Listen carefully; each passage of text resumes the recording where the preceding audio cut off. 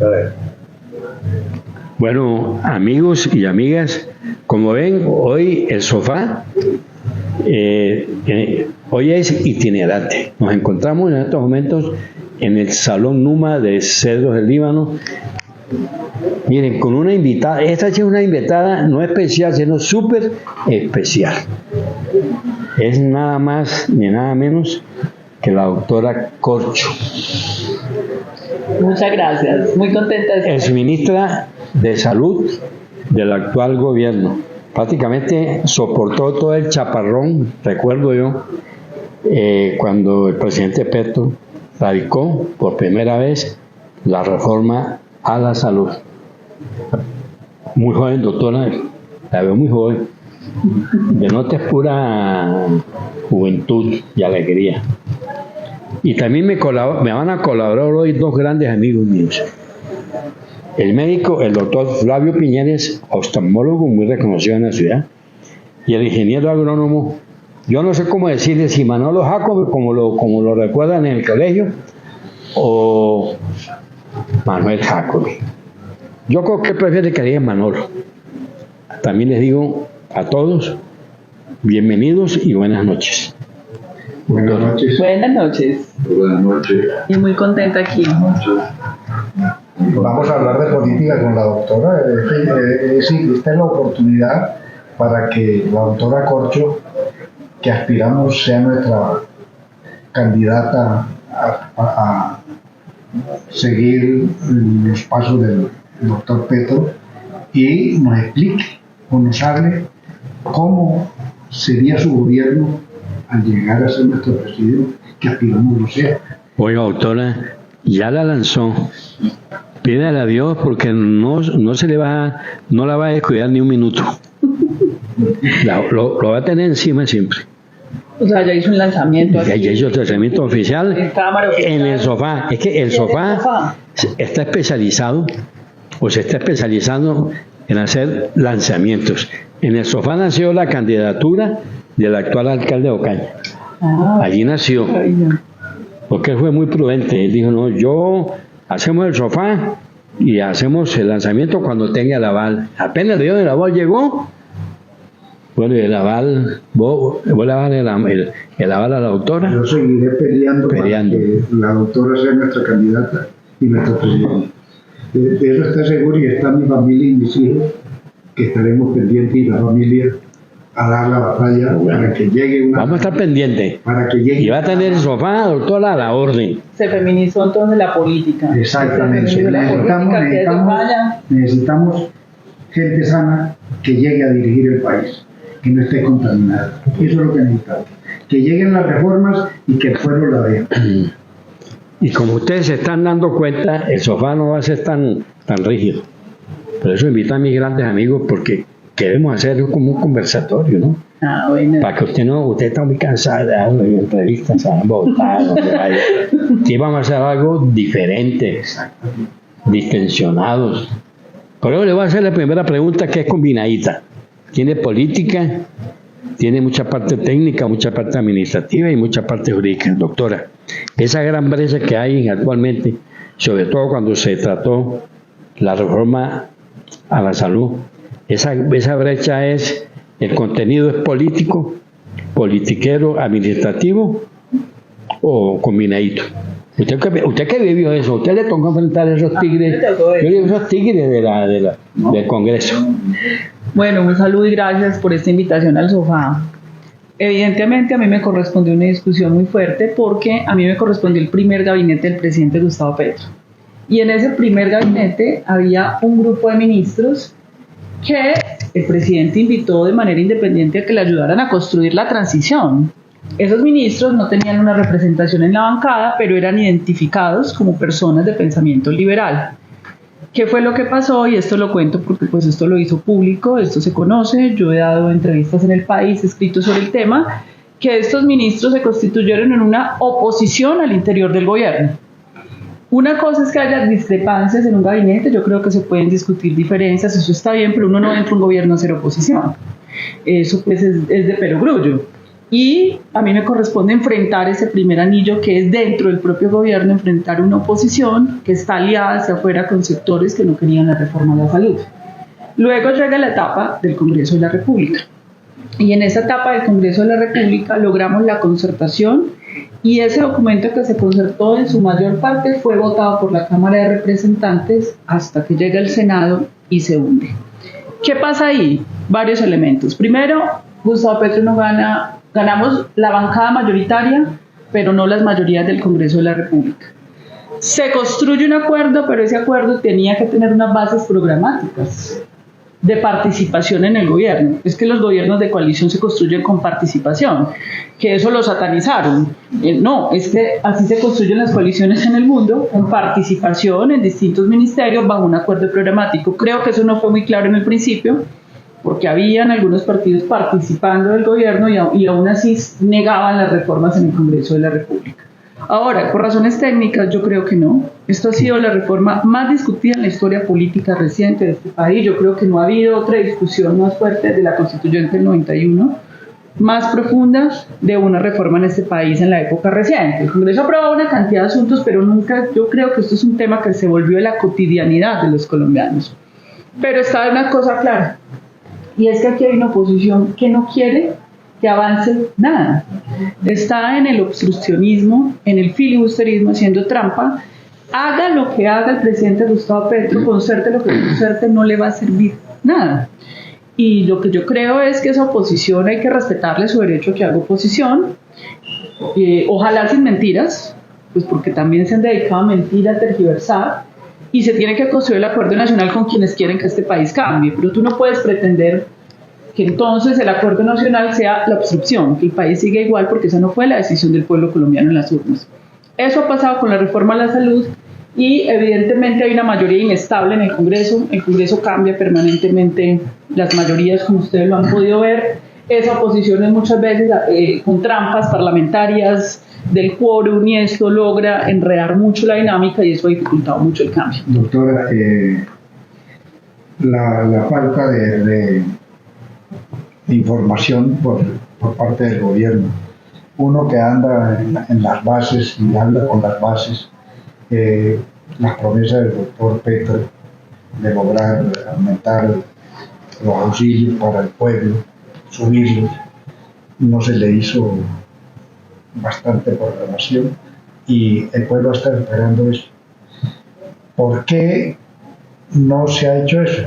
No porque no quiera el presidente Petro, sino por la misma férrea oposición que existe, que no quiere que nada cambie. Entonces, mi pregunta es, doctora, ¿se compromete usted con este pueblo cañero que, si es nuestra presidenta, sigan las reformas exigiendo que cambie el país? Es decir, que nos dejen morir tranquilos. Yo le he pedido a la vida que me pueda ir tranquilo después de que haya reformas que favorezcan a la mayoría del pueblo colombiano. Bueno, aquí estamos en un proceso de consultas para ver lo de una precandidatura mía y te agradezco mucho la postulación que me haces y evidentemente yo estoy comprometida con el programa de reformas del presidente Gustavo Petro porque yo participé en la construcción, no solamente de la reforma a la salud, sino de la discusión del programa de gobierno, fui empalmadora. Yo no tengo la menor duda de que el programa del presidente Gustavo Petro es el que necesita este país porque hay asuntos aplazados de discusiones del siglo XX. Es que estamos discutiendo todavía las propuestas de Alfonso López Pumarejo. No me diga eso. ¿Como cuál, por ejemplo? Por ejemplo, el tema agrario. El tema agrario. Del siglo XX que todavía tenemos. Del 38 o el 40 más o menos de esa fecha, cuando él... 1936. Yo soy ingeniero agrónomo y en la universidad nunca nos hablaron de la reforma del problema agrario del país. Se dedicaron a traernos las enseñanzas gringas y a transmitirnos qué teníamos que aplicar, qué veneno debíamos hacer, y en eso se hacían las tesis. Es decir, cómo podíamos salir nosotros preparados. Y después se creó el INCA y se burocratizó. Exacto. Entonces todo el mundo empezó a usar. Faltaba ese pedacito, Manolo, que es tan importante para el Estado colombiano, que es la burocracia. La burocracia. Hay que crearla, hay que imaginársela, porque parece que ese es el fortín número uno de la clase política. Exactamente. Los agrónomos los contemporáneos míos, los contemporáneos de Flavio, los agrónomos, me refiero yo, todo el mundo se dedicó a hacer un anillo de ingeniero agrónomo y a hacerse el máster y magíster. No se les podía decir doctor, sino magíster. Y todavía existe eso. Y venían a dar las conferencias y nosotros que nos debatíamos en el barro con los campesinos y conocíamos los problemas, nos exigían hacer cursos para controlar malezas, para poder formular, y entonces teníamos la policía del ICA vigilándonos a nosotros, los agrónomos. Desde ahí venimos peleando y el Estado ha sido callado, porque el ministerio lo ha manejado el Partido Conservador. Sí, claro. Y toda la estructura burocrática es una estructura anticampesina y antirreforma agraria. Tú vas al Ministerio de Agricultura y está diseñado para esto. Perfecta esa posición. Allí podemos ir entendiendo, amables amigos y amigas, el sentido y el contenido de esta charla con la exministra, la doctora Corzo. Tengo una pregunta política para los tres. Yo quisiera saber, colocando dos escenarios. Uno, en que el Congreso apruebe la reforma de salud como está. Y el otro, que no la apruebe, o que la rechace, como pienso yo que quieren hacer. En una eventual presidencia, doctora, ¿cómo actuaría usted en ese caso? Mira, yo estoy de acuerdo con el presidente Gustavo Petro. Las reformas son inaplazables. Sí. El hecho de que el Congreso de la República se oponga no quiere decir que el problema no exista. El problema no se va a resolver Con un no. con un no. El problema hay que resolverlo. Mientras que el problema persista, la reforma tendrá que volver a presentar. Él una vez dijo, si la reforma la hunden, vuelvo y la presento. Y lo mismo pasará con los distintos temas. Las reformas hay que hacerlas. Entonces yo creo que si el Congreso la hunde, se vuelve un motivo de discusión para el año 2026. Y yo sí quiero escuchar los argumentos de la oposición para decir que el actual sistema de salud funciona. Porque lo que hay hoy es producto de lo que nos dejaron en 3 décadas. Hoy los problemas que tienen los colombianos en este momento con el sistema de salud no es por la reforma no existe. No es por el gobierno de Petro, es por lo que nos dejaron. Entonces yo sí quiero escuchar los argumentos. Son secuelas de tiempos pasados. Claro que sí, es el actual sistema. Entonces yo creo en ese sentido de que las reformas deben continuar, deben continuar como propuesta programática en la disputa política que va a haber en este país. Doctora, vamos a hablar del bachillerato. Yo también dicté clase en el bachillerato y me excusarán los amigos del sindicato de la educación, pero el nivel del bachiller nuestro está por el suelo. Los profesores, y yo lo digo sin pelos en la lengua, se acostumbraron a tener un sindicato que es exigiendo para ellos nada más. No es posible, doctora, que un profesor del Colegio Caro no lo pueda trasladar la secretaría al Colegio Gonzalope, que queda a 2 cuadras. ¿Cómo es posible? No se sabe qué materias ven. Los bachilleros hoy en día se han dedicado a sacar las tareas que les ponen, no leen. Acabaron las bibliotecas en los colegios. Hay que reformar la educación primaria y la educación de bachillerato. Hay que hacer una reforma, no pensando como piensan los profesores. Pero ya se nos viene encima una reforma a la educación, ¿no, doctora Corcho? Esperemos a ver qué contempla. Muy, muy importante tu posición, Manolo, pero esperemos que nos trae la reforma. Exactamente. Por eso te digo, Sí. si nos queda faltando algo y si llega la doctora Corcho a la presidencia, que se reforme, que se arregle eso, que los sindicatos no sean tan intransigentes, todo para ellos, es para todos. Hay que ablandarlos, hay que suavizarlos, ¿no? No esa rigidez de siempre el no. Pero bueno, mire, como aquí estamos saliendo de la política, esta pregunta tiene que ver, doctora, con la política. Cuando ganó el doctor Petro, el discurso cuando ganó fue muy conciliatorio. A mucha gente se desarmó porque había mucha prevención y echó mano, ustedes lo saben, de dirigentes políticos de los partidos tradicionales. Doctora, pero ¿por qué le falló esa estrategia al presidente a nivel Congreso? ¿Qué fue lo que pasó, doctora? A ver, yo vuelvo e insisto de que evidentemente el primer gabinete en el que yo participé tenía representantes de los partidos políticos, del Partido Conservador, del Partido Liberal, pero había un grupo que eran individuos de pensamiento que considerábamos que eran liberales, pero que no tenían una representación en la bancada y que entraron a hacer una oposición. Ese fue el caso del entonces ministro de Educación, de la ministra de Agricultura, y ahí se sumó el ministro de Hacienda, que eran opositores por lo menos a la reforma a la salud, y ahí hubo un primer problema del gobierno. Eso fue lo que generó una crisis ministerial en la que yo salgo, y esa crisis ministerial tiene que ver con que también ahí entran los tres presidentes de los partidos políticos con los que teníamos que concertar la reforma, que era el presidente del Partido Conservador, la U, el Partido Liberal. Y en esa concertación, pues evidentemente un momento en que ellos prácticamente hay un jaque al gobierno, o es la reforma o es la ministra, y eso causa mi salida en medio de una crisis ministerial donde salimos 9 ministros, porque evidentemente la decisión es la reforma. Entonces yo creo que el aprendizaje de esto es, por supuesto que tienen que hacerse coaliciones para construir mayorías, porque se trata de gobernar y tener una gobernabilidad. Pero esto debe hacerse sobre acuerdos programáticos claros del cambio de Colombia. Creo que ese es el aprendizaje que hay que entender. Doctor, escúcheme, yo lo veo diferente. El país estaba en manos de la corrupción y llegar un hombre con las ideas de Petro A barrer es muy difícil. a barrer y a tratar de hacer coaliciones con los que se estaban robando el país o los que se están robando el país es muy, muy trabajoso.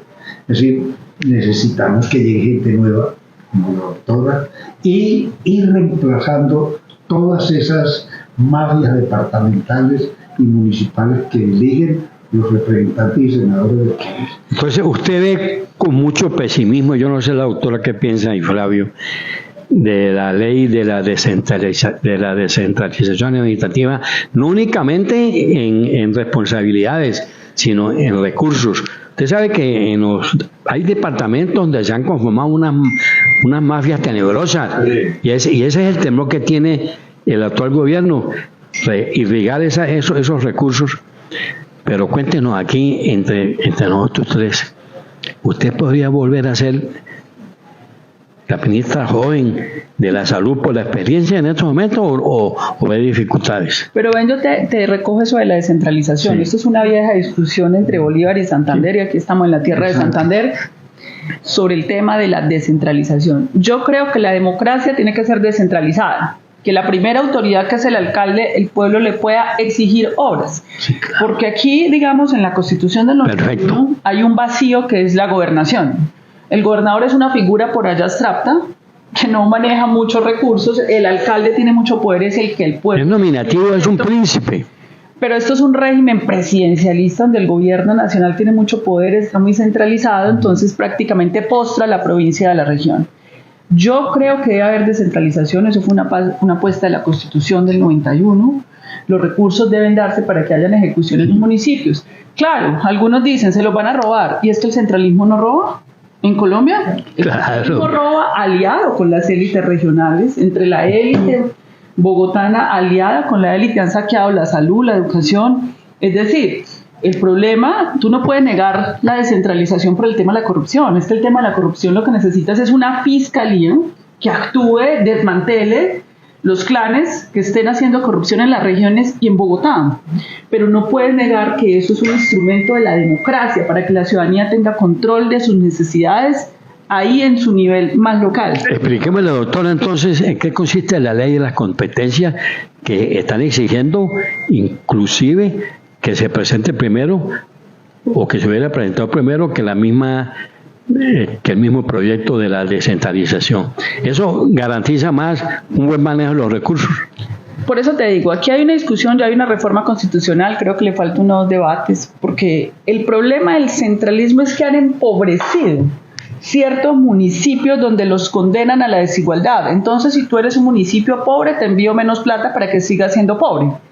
Y han aumentado las brechas de desigualdad. Eso se tiene que acabar. Planeación Nacional acaba de terminar una misión de descentralización y uno de los objetivos centrales es la brecha, donde tú puedas enviar esos recursos a los municipios. Escúcheme, yo fui concejal cuando lo llamaban a uno para que prestara un servicio a la comunidad y nos rogaban para ser concejal. Yo fui concejal del Partido Liberal, que está desacreditado. Pero fíjense, cuando hablamos de tanta libertad, mire cuántos candidatos salen para los consejos. ¿Por qué? Porque de ahí empieza la corrupción. En Ocaña tuvimos casi 200 precandidatos a consejo. Increíble. Una cosa increíble. Necesita reforma a la política. Porque es que los consejos se convirtieron en los grandes negocios para aquellos malos políticos que piensan únicamente en el bolsillo de ellos. Y el pueblo, la ciudad, les importa un bledo. ¿Es así o no, doctor? Yo creo que se necesita una reforma política. Yo creo que eso es una de las reformas iniciales para restablecer las reglas del juego democráticas para el próximo proceso electoral. La reforma política que tiene presentada el gobierno en este momento, ojo, no aplica para el 2026, sino para las elecciones regionales. Tenemos que tener partidos políticos serios. Aquí en Colombia, ni en la izquierda ni en la derecha hay partidos políticos sólidos. Explíquenle ese pedacito. Que hay la gente está confusa en torno a ese tema de la vigencia. A ver, los partidos políticos aquí se han tornado empresas electorales para el día de las elecciones. ¿O cuáles son las escuelas y centros de pensamiento de los partidos políticos que están trabajando de manera permanente con la comunidad, las rendiciones de cuentas que hacen en los barrios, en las zonas rurales, en los municipios? Ninguna. Es un asunto que de las elecciones y ya. Y si no cambiamos la política, no vamos a cambiar el país. El Partido Liberal, que era un partido popular, el mismo partido de Gaitán, pues acaba de tener una convención en donde prácticamente penosa, antidemocrática. Eso habla de una crisis del sistema político. Entonces, lo primero que tenemos que resolver en una reforma política es la paridad, mujeres, la paridad. No podemos en el siglo XXI tener corporaciones estatales sin la participación equitativa e igualitaria de la mujer. Lo segundo que tenemos que resolver en una reforma política es la democracia interna de los partidos. El bolígrafo bipartidista del gamonal del directorio que tomaba las decisiones tiene que desaparecer en un proyecto democrático. Eso es lo segundo que hay que resolver en la reforma. Y lo tercero es la financiación, porque es que aquí, entre el narcotráfico, los contratistas de Odebrecht, las EPS, distorsionan el sistema político, entonces el que tiene la plata logra los votos. No, tiene que haber una financiación pública que quite esas distorsiones. Eso estamos en mora de hacerlo y yo creo que eso es muy importante. Y otra cosa en esa reforma política, el Consejo Nacional Electoral. ¿Cómo puede ser posible que el órgano que vigila e inspecciona los partidos políticos en Colombia sea elegido por los mismos partidos políticos? Rodríguez, entonces quiere decir que estamos en la reunión del... Aquí van a nacer grandes cosas. Aquí van a nacer grandes... ideológicas y prácticas también. Está proponiendo la doctora cuando sea nuestra presidenta que va, pero yo les pido un perdón. La doctora tiene algo pendiente con nuestra audiencia, seguidoras y seguidores. No nos ha dicho, ya comenzamos a ver las palanquitas, ¿no? Para seguir en el ministerio. No, a ver, en este momento hay un ministro, yo acompaño al gobierno desde la sociedad civil en la discusión de la reforma a la salud. Creo que, digamos, eso va ahí en el Congreso de la República. Yo ahorita estoy en un proceso ciudadano, desde los movimientos sociales de la sociedad civil, haciendo una pedagogía sobre las reformas en todo el país y haciendo unas consultas ciudadanas, porque por ahí hay gente que me dice, láncese de Carolina, de precandidato, candidata presidencial. Yo estoy consultando, vengo aquí a ver qué opina la gente en el norte de Santander, estuve en Antioquia, en Pasto, en Nariño, ahora vamos para Huachica, mirando a ver cómo está la situación para que un liderazgo femenino de características progresivas. Doctora, ya que llega eso, es decir, ¿cómo evitaríamos los votantes de la base elegir un JP y todos esos que llegan a nombre de la ciudadanía tratando de confundir. confundir y llegan. Que el país no puede seguir manejándose con discursos. Quiero elegir ¿Usted qué opina, doctora? con la izquierda. ¿Usted es amigo de los discursos? Pero es que por eso es que tienen que haber partidos serios que hagan promesas cumplibles, claras, porque si no, pues esto se vuelve un asunto individual donde cada quien se lanza. Eso, las democracias modernas tienen partidos, que son instrumentos, que tienen que tener programas de que la ciudadanía puede reclamar. Eso es lo que no hay. Entonces aparece un montón de gente que no sabemos muy bien qué piensa, además porque la cultura política en Colombia está muy degradada. El uribismo, decirlo, degradó la cultura política en este país. Lo llevó al nivel del ataque personal. Tenemos una oposición muy mala, una oposición haciendo uso de los organismos de control para hacer persecución política. Esa es otra cosa que no vale para ninguno de los dos bandos. Utilizar esos mecanismos. ¿Cómo cree que ha incidido en esto, en la política, la decisión o lo que se dio en la Constitución del 91 con respecto a la elección popular? ¿Sí cree que favoreció la política o...? Yo soy defensora de la Constitución del 91 porque la Constitución del 91 sí hizo una apertura democrática a este país. Es que aquí no se podía participar si no era liberal o conservador. Hubo gente que decidió irse para el monte, otros se fueron al abstencionismo, otros intentaron dentro del Partido Liberal, que era el más progresista, hacer unas discusiones, y la Constituyente del 91 da la posibilidad de que hoy un hombre como Gustavo Petro sea presidente, una fuerza política distinta al bipartidismo. Yo sí creo que la Constitución avanzó.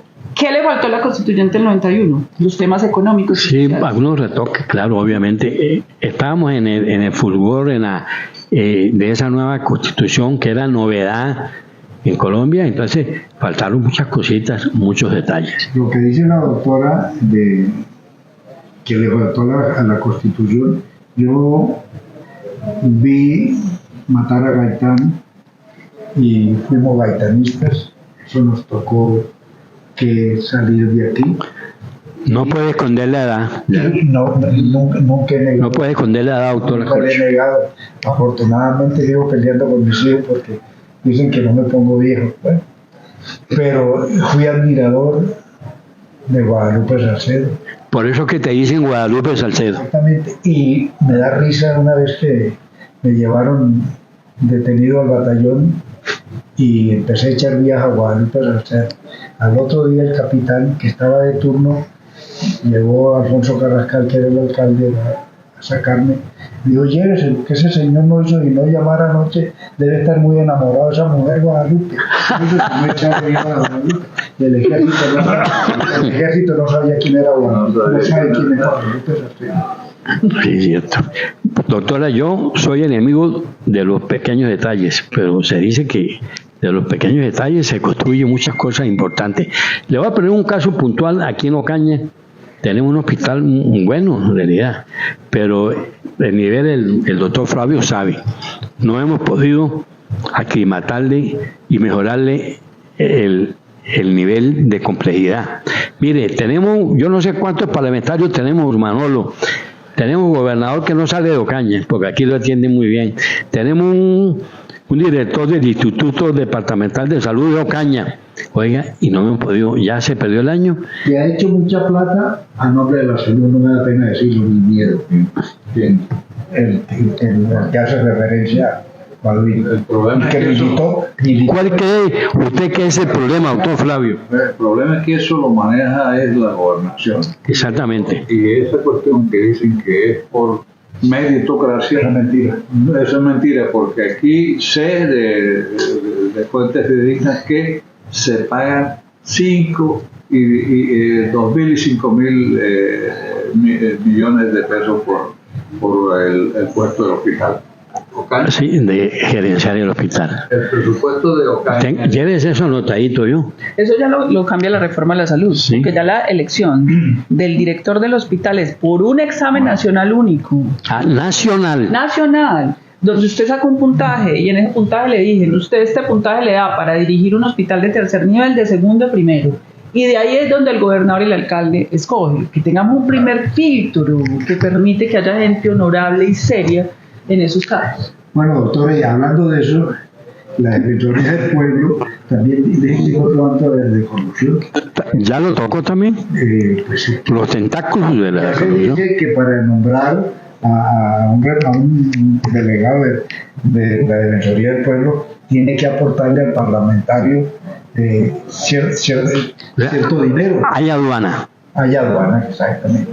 Pero doctora, bueno, estamos sacando pequeñas cositas que influyen en lo que tenemos. Usted si sigue ahí metida en el tema de la salud, no nos puede ayudar a que mejoremos. El hospital ya está pendiente de una ampliación. Ya este año no se hace. Olvidémonos. Usted no nos puede ayudar, doctora. Pedirle este gran favor, los tres, en nombre de la gente de Ocaña, de nuestro querido pueblo, de nuestro ranchito, como yo le digo. Hemos agotado todos los recursos con los parlamentarios, con todo el mundo, y no dicen que somos enemigos porque le pedimos ese favor, Manolo. ¿Vos crees que eso debe ser así? Aquí querían desligarse de Cúcuta. Aquí hubo una reunión donde se habló de la provincia de Ocaña, de constituirse en provincia, que eso es lo que hace que podamos ser autónomos en el manejo de los recursos de la salud. Certificar la salud, no la tenemos certificada, es el problema. En salud y en educación. Tampoco. Porque ahí, si se consigue la figura de la provincia, se logra la autonomía en el manejo de sus recursos. Lo importante, Flavio y Gabriel, es que estamos poniéndole los puntos sobre la I El dedo en la llaga. para que la doctora, cuando llegue allá, sepa ¿Tiene buena memoria, doctora? qué pasa en el pueblo y cuáles son los problemas, Puso la grabadora ya a funcionar cuáles son las para reformas que no nos olvide. Yo que sé hay que hacer. Yo sé que aquí la nueva EPS tiene una deuda grandísima con el hospital, que casi lo tiene cerrado. Pero Que lo tiene quebrado, ya no hay casi plata para trabajar, no hay recursos. aquí negociando el pago de esa deuda por un acuerdo. Ese es el problema. Entonces, ese es el problema también que tengo. Yo soy representante. Ah, también sí, desde los usuarios. Y no puede haber coimas, las coimas son corrupción. Son corrupción y no puede permitirse que haya eso. Y eso hay que denunciarlo y quienes estén intermediando con coimas, pagos de la Pero fíjate, aquí mataron a Jorge que hacía ese que tipo de hacía denuncias. ese tipo de denuncias, la justicia no Y puede. después mataron al otro allá. Que la tienen dormida también. La tienen dormida, la tienen comprada. Se sabe quién es el fiscal en Cúcuta, a qué parlamentario pertenece, que mataron a el doctor Vázquez, el doctor Vázquez. amigo mío. Estábamos hablando del hospital con él y otro poco de vagabunderías que ayer él me pedía datos, yo lo mandaba y la justicia no se ve. Pero por eso es que la reforma a la salud resuelve eso. Frente a lo que tú planteabas, mira, la reforma a la salud concibe que la salud no se debe organizar por la división de los departamentos, porque la gente no se desplaza de acuerdo a la división de los departamentos. Entonces, Río de Oro es más cercano acá a Valledupar y eso pasa en todo Colombia. Caucasia es más cercana a Montería que a Medellín y tú puedes hacer eso en todo el país, sino que se organiza por sus regiones y provincias. Esto es una centralidad, Ocaña es una centralidad de una provincia del Catatumbo que tiene varias municipalidades, entonces el diseño de dónde va el hospital de segundo y tercer nivel tiene que tener en cuenta la subregión. De eso trata la descentralización. Claro. Porque la descentralización no es solo respecto a Bogotá, sino que en la misma provincia hay una descentralización respecto Hay una mini descentralización, es una cadena. Doctora, el doctor Petro se comprometió a hacer la Universidad del Catatumbo. En el Tarra, más exactamente. No sé dónde. Sí, allá la van a construir. Pero no sé si la estarán haciendo. Es decir, yo, que he sido profesor, que lo único que no he hecho es robar ni matar, y conozco mi departamento y conozco el pensamiento de la gente, y conocemos he andado el departamento cuando estaba todo destapado. Sí cree que es urgente otra universidad allá, cuando la Universidad Francisco de Paula Santander seccional Ocaña está votando 2.500 abogados. Oiga eso, llevamos 2.500 abogados. Se está preparando la Universidad Francisco de Pablo Santander para las necesidades del país.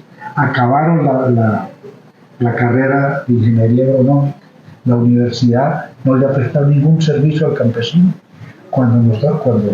Cuando discutíamos, no tenemos un laboratorio de suelo, no tenemos, la universidad no tiene. Se hicieron y se aferraron a la universidad, y hoy tenemos un director que tiene 20 y pico de años comprando la votación. Es que en Ocaña escrituran los cargos. ¿Cómo? Yo no sé cómo lo hacen, pero lo hacen. El Consejo Estudiantil le daban becas para que fueran a México y a Cuba, todo tranquilo. Cuando yo fui profesor de hora cátedra allá, tuve el enfrentamiento por él, porque ni que no era. Profesores con las llaves de los salones, por Dios, ¿eso qué es?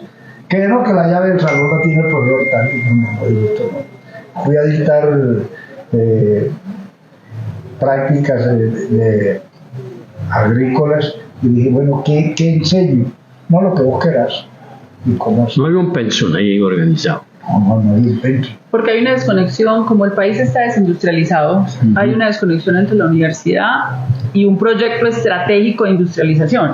Si tú tienes un proyecto estratégico de industrialización de este país que no ha habido, entonces tú tienes que formar gente para el tema de la agricultura, que es un tema estratégico, para que ese joven no quede desempleado y ese joven se conecte inmediatamente. Eso es lo que han hecho los chinos para su ascenso económico, tener decenas y cientos de miles de sus jóvenes estudiando los doctorados fuera de la China, en la China, y luego regresan y se enganchan hacia las empresas privadas o las empresas estatales chinas, y ahí ven el ascenso que tienen. Eso es lo que tiene que hacer el país. Y sobre la apertura, yo no sería partidaria, digamos, de que abramos nuevas facultades, universidades, sino sedes de universidades que ya existen. Exactamente. Doctora, pero le traigo el caso de la Universidad de Nariño. Allá no se ha reelegido Nunca un rector. No se ha reelegido un rector. ¿Por qué? Porque han sido honrados. El Consejo Académico, el Consejo Directivo no ha permitido, dentro de su norma está que salga, lo mismo que lo dejan. Entonces quiere decir... Doctora, estamos aprendiendo muchas cosas, ¿no? Yo eso no lo sabía. La Universidad de Nariño en Toro Bajo. Es decir, lo que pasa es que Nariño es la ciudad sorpresa y Pasto es la ciudad sorpresa. Yo estudié allá. Bueno, Manolo, les tengo otra preguntita ya, porque ya el productor nos dice que el tiempo es oro en esta vaina de la televisión, como dice. Pero mire, doctor, ya vamos, no es que nos dijeron que después de la grabación para interrumpir. Sí, el doctor ya está haciendo señas. Miren, siempre se ha discutido, yo no sé, Flavio, que ha tenido oportunidad de trabajar en ambos sectores, privado y público. ¿Usted sí cree que es garantía para los colombianos que la salud en Colombia la maneja el Estado? Ya tuvimos una experiencia no muy buena con el Seguro Social. ¿Usted cree que en esta oportunidad podríamos mejorar y tener la salud total, la salud que necesitamos, doctora Corcho? Bueno, lo primero es que la propuesta de nosotros no es estatizar el sistema, es que sea público. Es distinto lo público al Estado. Hay estructuras del Estado completamente privatizadas, manejadas clientelistamente de manera oscura y opaca. ¿Qué es lo público? Lo público es lo que está sobre la mesa y sobre la luz pública, donde todos los intereses particulares convergen para construir el interés público. Entonces, hoy ya existe un fondo público que ya recauda todos los recursos de la salud. Lo que vamos a hacer es que esos recursos se tramiten públicamente de acuerdo a 2 auditorías, un control social del Consejo, de un Consejo Nacional de Salud, de un Consejo Departamental donde estén los líderes sociales, los trabajadores y la academia vigilando para dónde va esa plata. Hoy tenemos una salud privatizada supuestamente, pero también capturada por clientelas políticas, manejando eso bajo la mesa y capturada también por sectores empresariales, transnacionales. Los secuestradores son públicos. Yo, con respecto a lo que la gente piensa del Seguro Social, te cuento que yo trabajé en el Seguro Social más de 20 años, como 25 años, me pensioné en el Seguro Social. El Seguro Social era lo mejor que había, no era malo. Lo que pasa es que para poder implementar la Ley 100 tenían que marchitar al seguro Tenían que social. acabarlo. Así es. Entonces empezaron con eso, a negarle los servicios, porque uno llegaba. Y yo me acuerdo que en el hospital, en esa época, se surtía de fondos muy exiguos, lo que nos daba la lotería en el departamento y lo que nos daba la licorera. De resto, y el sistema fiscal que era muy bajito. Y una venta de servicios que no existía, porque en esa época eran las regionales y era el servicio, ese famoso servicio de calidad, donde se hospitalizaba un paciente 2-3 meses, ¿te acordás? Exacto, sí. Y cuando salía, clasificación por parte de una trabajadora social, no, Baudín, en 5 puntos, entonces, la orden no puede pagar nada, pero se llevaban las cobijas, las almohadas, todo eso llevaba y eso todo lo perdía el hospital. Pero la diferencia se veía, ¿sabe qué, doctora? En la calidad de los servicios. El seguro nos arregló unas 4 o 5 habitaciones, ¿no? Y la diferencia del servicio que ellos prestaban con el servicio que prestaba el hospital era abismal, o sea, se notaba que había un mejor servicio en lo privado, ¿no? Pero entonces, yo lo que quería con este programa, y agradeciéndoles mucho, de verdad mucho, porque esto no fue de hoy en de ahora, esto tiene varios de estar preparándose, ¿no? Sí, sí, claro. Preparándose en el equipo, la cosa, Con el amigo. que usted nos aceptara, doctora, y le agradecemos muchísimo. Tienen una ciudad muy El bonita. seguro no había, el seguro no había que acabarlo, el seguro había que mejorarlo. Mejorarlo, exactamente. De la mano de la liquidación del seguro vino también la cuestión de las pensiones. Ah, también sí. Entonces ya se creó primero pues le metieron una sanción al seguro que no puede afiliar y entonces comenzó el sector privado a afiliar. Doctor, una preguntita, en sus recorridos que está haciendo, ¿ha tenido algún programa así como el que estamos haciendo? Así como el sofano. Y esto es original, les cuento. Esto es un emprendimiento periodístico y que uno cuenta aquí con buenos amigos que no son envidiosos, que no son envidiosos. Con el norte de Santander, Claro. con Ocaña, No. con liberales y conservadores. Porque ha sido muy clara, la autora ha sido muy clara, ¿no? Se ve que la cogimos sin preparar nada. Usted no tiene ni idea de esto, no tiene ni idea del programa. No, yo no sabía. Yo llegué aquí a una cena y terminé en el sofá, en una conversación. Muchas gracias, doctora. Claro, y usted nos da mucha, usted pues, le da mucha categoría al sofá, autora, y eso se lo agradezco eternamente. No, muchísimas gracias por esta invitación y vea qué sofá tan bonito el que hay ahí. Ahorita se lo muestran a la gente, es que son sofás muy bonitos además. ¿No? Y muy buena decoración aquí, Salón Numa, cuando vuelva a Ocaña. Sea verdad. Y que me cumplan con la arepa. No, ya vamos a pedírsela. Cuando vuelva a Ocaña, no se olvide del Salón Numa. Estos son unos paisanos emprendedores de esos que llegaron aquí por estas tierras, Aquí ¿no? confluyeron muchas culturas. Ocaña es el resultado de esa cantidad de culturas que llegaron, especialmente los libaneses, los sirios libaneses. Que le decían turco. Llegaron, sí que hay que decir Y no éramos turcos, o no eran turcos, y que salían con el pasaporte turco, llegaron italianos, franceses, alemanes, irlandeses, ingleses. hasta venezolanos, le cuento. Llegaron como comerciantes, pero llegaron como agricultores, pero vinieron a vender telas y engañarnos a nosotros como los españoles. Ustedes recuerdan porque hay que meterle un poquito de chiste. Sí, sí. Cuando el desfile de los genitores es un desfile que muestra la historia de Ocaña. Cuando Saya Numa salía en la comparsa de los árabes, ¿sabe qué, doctora?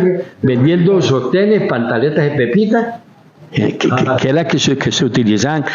Entonces hubo otro movimiento de sirios libaneses que mejoramos ese cuadro pictórico. Entonces ya le pusimos vestidos traídos allá del Líbano, elegantes, las niñas lindísimas, en fin, porque hay que ir mejorando, ¿no? Claro. Como tenemos que mejorar políticamente a este país, doctor Lacorcho. Primer decir en los editores. Pero lo malo es que hoy ya no hay esas culturas, sino que llegaron los taraquetos de Antioquia.